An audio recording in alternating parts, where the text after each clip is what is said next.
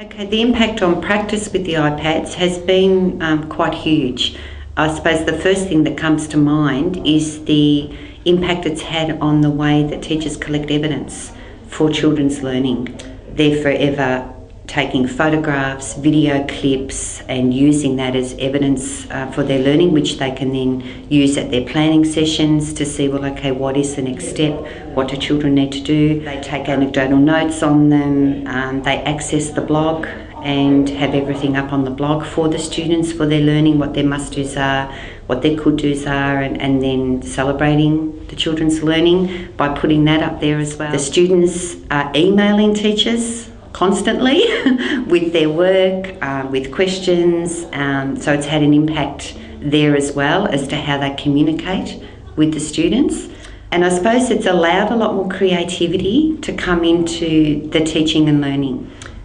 A lot more open-ended type tasks where instead of the teacher saying, okay, you're going to do X, Y, Z and publish it in this way, they'll set an open task and the children are actually making those choices through their use of their iPads and technology as to how they will present their learning. It's had a huge impact on all the students. They're motivated towards their learning, they're engaged, they've got technology all the time, whereas in the past they used to have to wait for the computer or when it's your turn or your roster on the computer to have a go, but now they can actually do so much with the iPad. They can publish their work in so many different ways. We've used blogging and we've used ebooks, also movies or photos. So it's had a huge impact. They're really motivated towards their learning, which is fantastic. Access, like students can access it all the time. So they can use it for research, they can use it